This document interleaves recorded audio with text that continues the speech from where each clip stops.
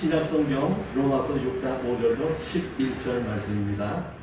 만일 우리가 그의 죽으심과 같은 모양으로 연합한 자가 되었으면 또한 그의 부활과 같은 모양으로 연합한 자도 되리라.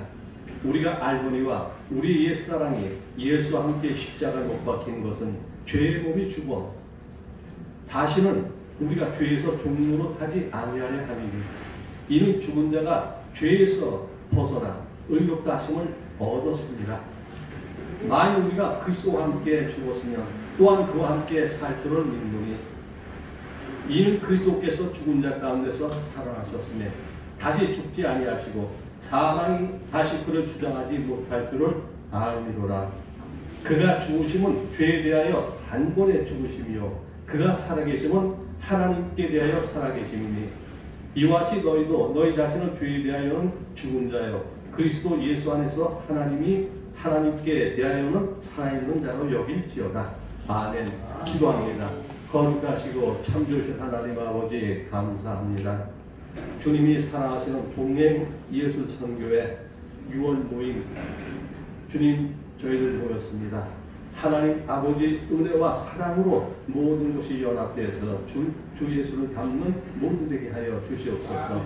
김사랑 목사님 함께하여 주셔서 이 동행 예술 선교를 이끌어가실 때 부족함 없게 도와주시옵소서. 주님이 주시는 지혜와 명철로 모두 감감을 취할 때 오로지 하나님께만 영광되는 그 모임이 되게 하여 주시옵소서. 모든 것 주님께 시작하고 마치게 되길 원하며 주님 이름으로 우리 예수 그리스도 이름으로 기도드리옵나이다.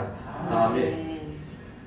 네, 오늘 이렇게 순서가 좀 저번하지만 그래도 전 임무리 목사님 처음 뵙고 찬양 들었는데 참 은혜됐어요.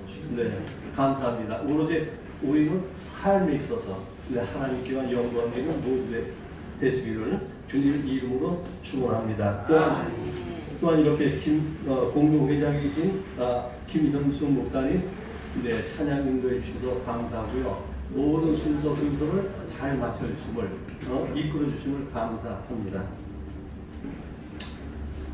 근데 5절 말씀을 보면 그의 죽으심과 같은 모양으로 연합한 자가 되었으면 이 말씀을 신학자 블랙은 이 본구절을 그리스도인들은 그리스도의 생애와 같이 희생적인 삶을 살 수 있을 만큼 성장함으로써 그리스도의 죽으심을 공유하게 된다라고 해석했습니다.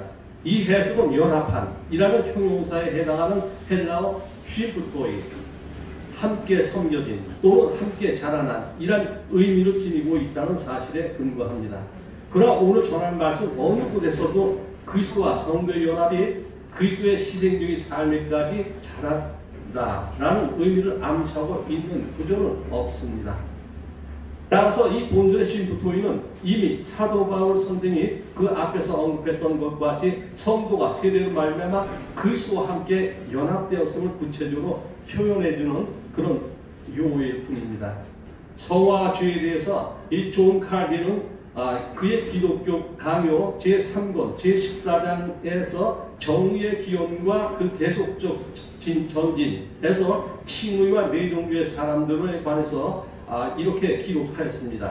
첫 번째는 하나님께 관한 지식을 받지 못한 채 우상 숭배에 빠져있는 자들입니다. 두 번째는 이 말씀과 성례조를 받으면서도 생활이 불경건해서 입술로는 고백하나 행동으로는 하나님을 부인하는 자들로서 명목상 그리스도께 속해 있다는 자들입니다. 세 번째는 외식하는 자들로서 자신의 심중의 악함을 공허한 가면으로 감추어 있는 자들입니다. 네 번째는 하나님의 성령으로 중생함을 받고 참 성경을 목표로 하여 힘쓰는 자들입니다. 이 동행예술 선교에 계신 여러분은 네 번째에 해당된다고 저는 생각합니다. 여러분은 어떠신지요? 우리들은 모두 타락한 죄의 상태, 즉 죽음의 상태에서 은혜의 자리, 생명의 자리로 옮겨졌습니다. 그러나 이것은 다만 상태와 위치의 변화입니다. 즉 영적인 상태는 바뀌었는지 모르지만 사람 자신은 아직 그대로 남아있는 것입니다. 그래서 그리스도인 중에는 분명히 예수 그리스도를 믿는다고 자처하지만 예수 그리스도의 피와 하나님의 은혜로 전적으로 의뢰 신뢰하지 못하고 실패만한 자기의 삶을 보고 자신은 정말 구원을 받았는가 의심하고 마음의 평화를 상실한 사람들이 있다는 것입니다. 이에 사도 바울은 이미 칭의받은 자가 이 땅에 살면서 취해야 할 삶의 구체적 자세를 성화와 성별이라는 관점에서 가르치고 있는 것입니다. 죄인들의 욕구가 있기 전에 먼저 우리 죄인들을 찾아와 주신 우리 주 그리스도 예수님께서도 우리에게 구원의 복음을 주시는 동시에 그 복음의 실천을 아울러 요구하셨습니다. 칭의받는 순간 하나님의 자녀들은 죄의 노예로부터 해방이 되고 해방이 됐습니다. 하지만 그들은 육신을 따라 오는 번뇌를 느끼지 않을 정도로 완전한 자유를 얻은 것은 아닙니다. 성도들은 아직도 정욕이라는 질병에 묶여 있으며 이 정욕이 때로는 유욕으로, 때로는 야욕으로, 때로는 다른 죄악으로 번져 유혹하고 선동하고 있다는 사실을 우리 자신이 인정해야 합니다. 6절에 말씀하는 옛사람이 그래도 옛사람이 십자가에 못 박혀 죽고 로마서 8장 2절에 말씀하는 죄의 법이 하나님의 자녀들 가운데서 폐지되었지만 그래도 죄의 흔적은 우리에게 남아 있습니다. 저도 잠을 잘 때 보면 베개 다윗처럼 베개에 정말 눈물 자국이 있는 적이 한두 번이 아닙니다. 우린 죄 속에 있습니다. 죄의 흔적이 있습니다. 이렇게 아직도 우리 가운데 끊임없이 투쟁해야 할 죄의 흔적이 남아있는 것은 죄가 우리들을 지배하기 때문이 결코 아닙니다. 우리의 연약함을 의식함으로 더욱 겸손한 자가 되며 연단 가운데서 더 깊이 깨달으면서 하나님께서 기뻐하시는 자녀로 자라게 하기 위함인 것입니다. 저와 여러분 죄의 줄기에 있던 가지였습니다. 그때는 죄 속에서 죄에 의해서 살았습니다. 그러나 이제는 그리스도의 십자가에 의해 죄에서 붙어있던 우리의 가지는 잘라져 그리스도의 줄기에 접붙임이 되었습니다. 접붙임을 받았으므로 줄기에서 오는 영양분을 받아 줄기와 함께 새롭게 살아가야 하는 것입니다. 오늘 은혜의 말씀 처음 말씀드렸듯이 예수 그리스도와 연합 우리 시간 다 같이 선포하십시다. 나는 예수 그리스도와 연합한 자다. 예수 그리스도와 연합한 자다. 아멘. 아멘. 자연은 아담과 연합되었음을 창세기 5장 3절 고린도전서 15장 49절에 말씀하고 있습니다. 성도들은 그리스도와 연합되어 있습니다.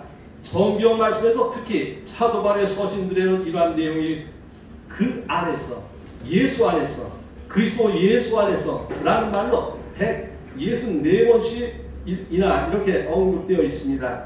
존 모레이는 그리스도와의 연합은 구원의 전체 교리에 있어서 중심이 되는 길이라고 말했습니다.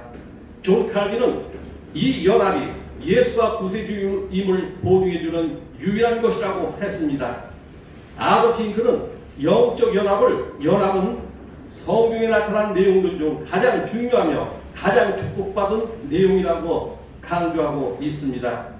어느 목회자는 어린 시절을 이렇게 간증합니다. 제 어린 시절에 겪었던 이야기를 이야기하겠다라고 말입니다. 그때가 몇 살인지 정확히는 모르겠습니다. 하루는 가족 모두가 물가로 나들이 갔을 때 일입니다.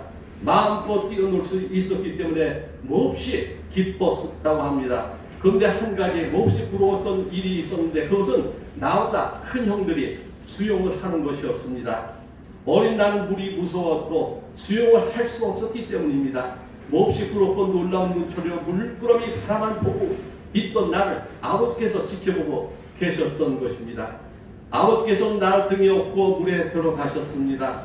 겁이 몹시 많았던 나는 아버지의 등에 달라붙어 안 떨어지려고 안간힘을 썼습니다. 그런데 이게 웬일입니까? 아버지는 나를 등에 태우고 유유히 물살을 헤치고 나가는 것이었습니다. 두려움은 사라지고 마치 나와 아버지는 하나인 것처럼 느껴졌습니다. 참으로 잊을 수 없는 추억이었다고 이렇게 간증하고 있습니다. 저는 그리스도와 하나님 삶을 살아가는 성도의 모습을 이어와 같다고 생각을 합니다.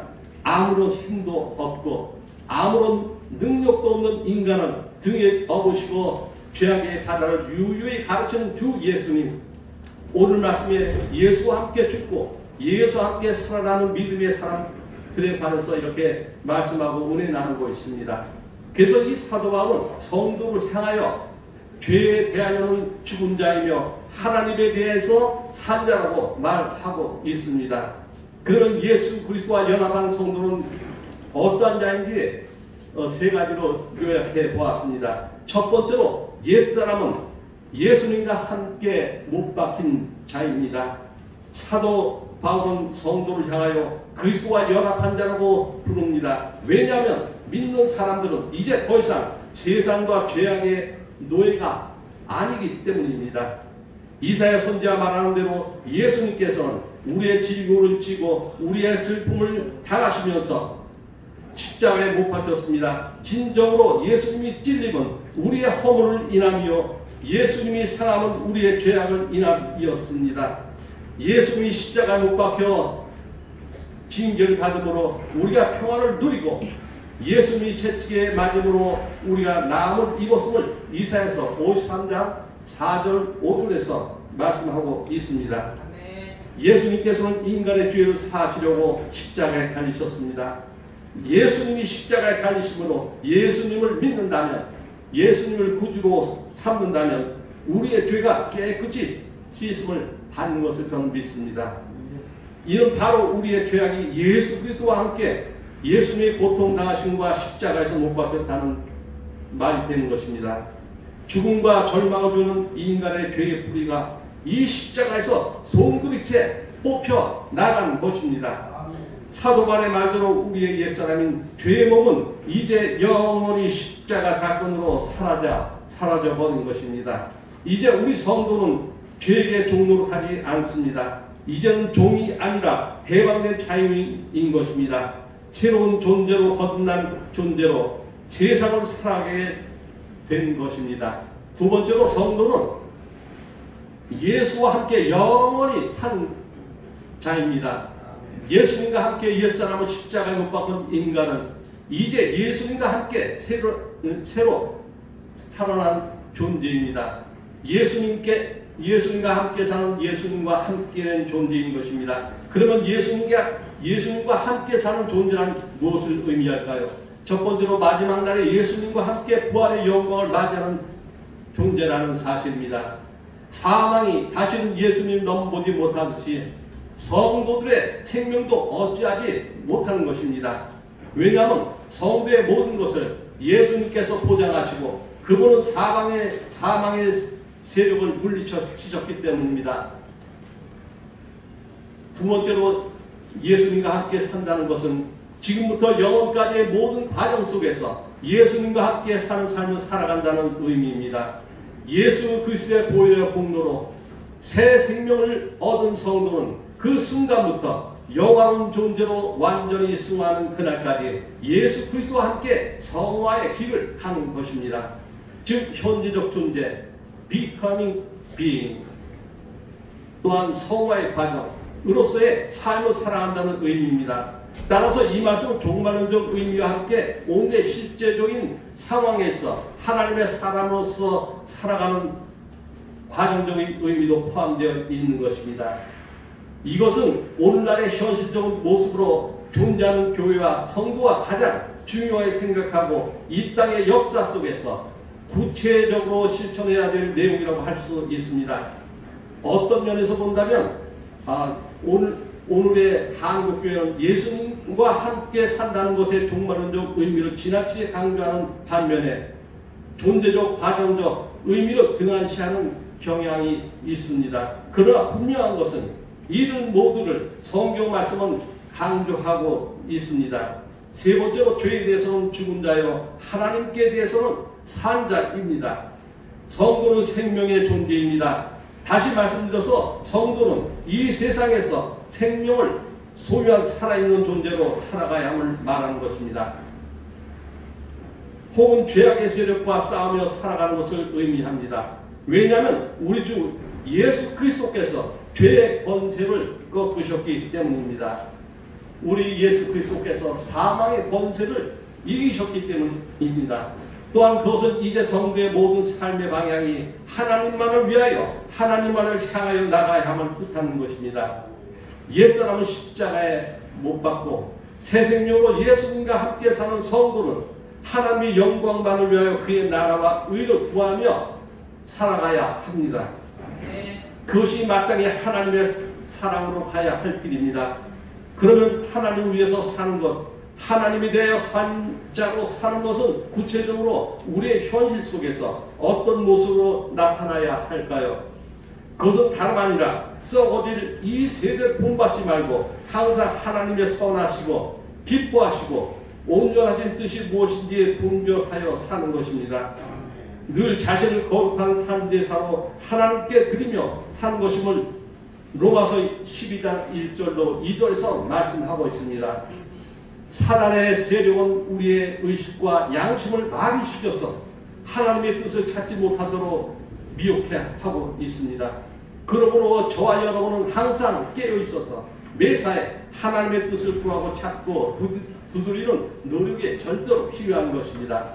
이제 말씀을 마칩니다. 하나님의 귀한 사역자, 동역자 여러분, 지금 우리는 그리스도와 연합된 성도에 대해서 은혜 나누었습니다. 저와 여러분은 생활 속에서 얼마나 예수 그리스도와 연합된 모습으로 살아가고 있는지 생각해 보시고 뒤돌아보시기 바랍니다. 근본적으로 성도는 예수 그리스도와 연합된 존재이지만 그 실질적인 내용이 우리 성도의 삶 속에서 나타나지 않는다면 아무런 소용이 없습니다.